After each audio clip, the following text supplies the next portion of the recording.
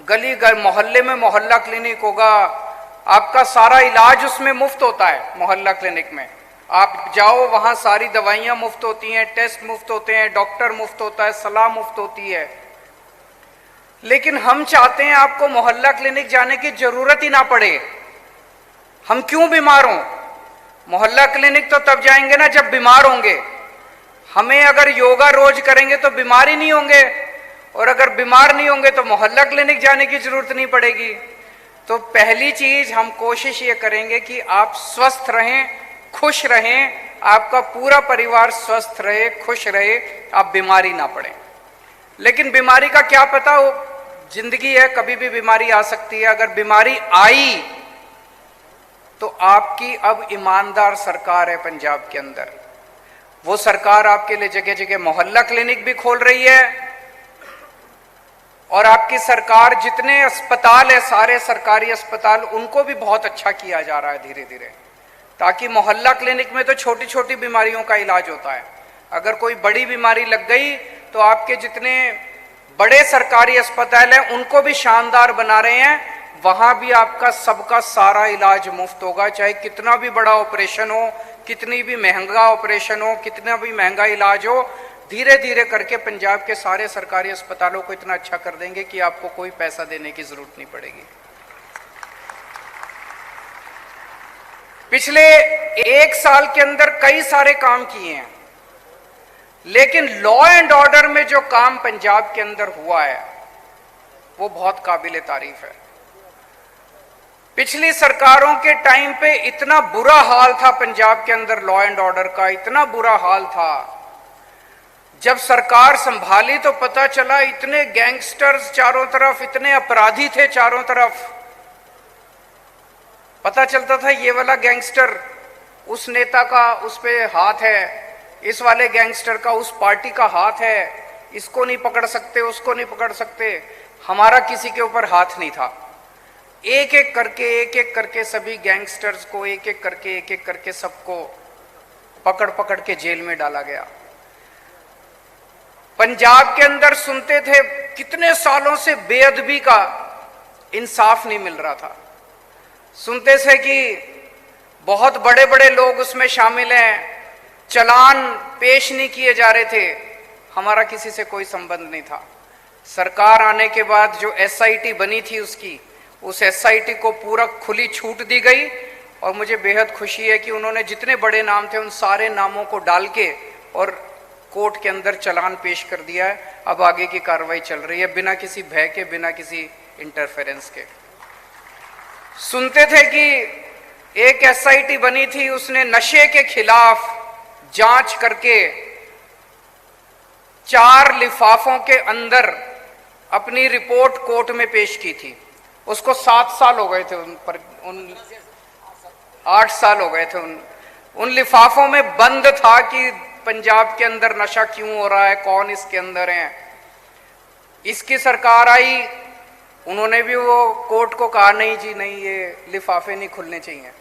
उनकी सरकार आई, उन्होंने भी कहा नहीं जी नहीं, ये लिफाफे नहीं खुलने चाहिए।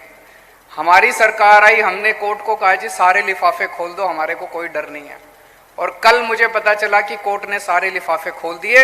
अब जितने लोग पंजाब के अंदर नशे के अंदर मास्टरमाइंड है, सबको एक एक करके पकड़ पकड़ के जेल के अंदर डाला जाएगा। अभी पिछले 1 महीने से आप लोग देख रहे हो किस तरह से मान साहब ने बड़ी मैच्योरिटी के साथ और बड़े कठोर कदम उठा के ये मैसेज दे दिया कि पंजाब की शांति के साथ कोई भी खिलवाड़ करेगा तो उसको बख्शा नहीं जाएगा, चाहे कोई भी कितना खूंखार आदमी हो और चाहे कोई भी कितना शक्तिशाली हो। पंजाब की शांति के साथ किसी को खिलवाड़ करने की इजाजत नहीं दी जाएगी।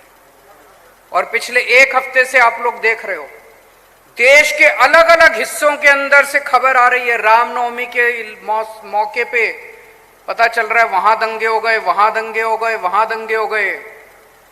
पंजाब में एक भी दंगा नहीं हुआ। पंजाब में शांति है। तो आज जो हमने पुरानी पार्टियों से पंजाब संभाला था, लिया था, उस वक्त बहुत सारी समस्याएं थी।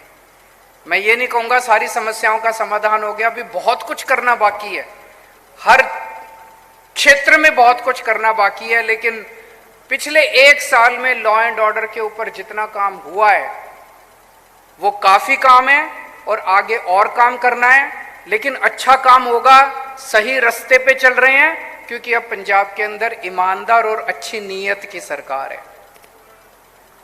इसके अलावा बहुत सारे, जैसे अभी मान साहब ने बताया, पहले अगर बारिश में फसलें बर्बाद हो जाती थी, कितनी बार हुआ ऐसे, किसानों की फसलें बर्बाद होगी। मुझे याद है जब हम चुनाव के दौरान गांव-गांव के हर पिंड में जा रहे थे, लोग बताते थे जी कोई सुध लेने वाला नहीं होता था, कोई पूछने वाला नहीं होता था अगर फसलें बर्बाद हो जाती थी।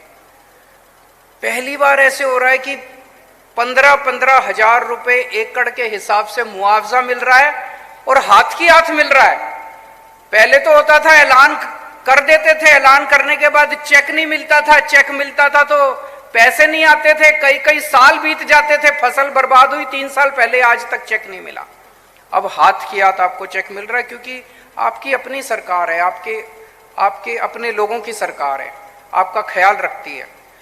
उसी तरह से शिक्षा के क्षेत्र में बिजली मुफ्त हो गई है, लगभग 80% से ज्यादा पंजाब के लोगों की बिजली मुफ्त हो गई है।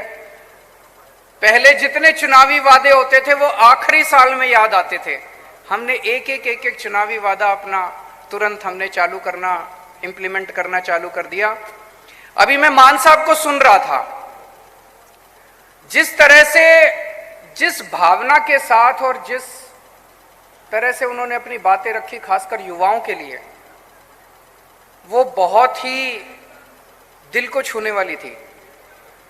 ये बातें बनावटी नहीं हो सकती, ये बातें कोई ऐसा आदमी नहीं कर सकता जिसके माँ बाप बहुत बड़े पहले से पॉलिटिशियन थे, उनके बच्चे पॉलिटिशियन बन गए, फिर उनके बच्चे पॉलिटिशियन बन गए, कोई राजे महाराजे थे, उनके बच्चे पॉलिटिशियन बने। उनको क्या पता कि आम आदमी अपनी जिंदगी कैसे बिताता है। भगवंत मान एक आम छोटे से टीचर का बेटा है।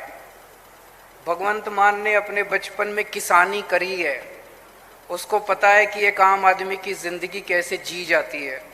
उसे पता है कि पंजाब के अंदर, एक पिंड के अंदर, जब एक आम आदमी अपने परिवार को पालता है तो उसको क्या क्या समस्याएं आती हैं। आम आदमी पार्टी युवाओं की पार्टी है, युवाओं के क्या क्या समस्याएं हैं, युवाओं के क्या क्या सपने हैं, जो बातें उन्होंने रखी। और मेरे से अभी आते टाइम हम लोग डिस्कस कर रहे थे कि ऐसा क्यों नहीं हो सकता कि हम बच्चों को, अपने युवाओं को बसें दे दें।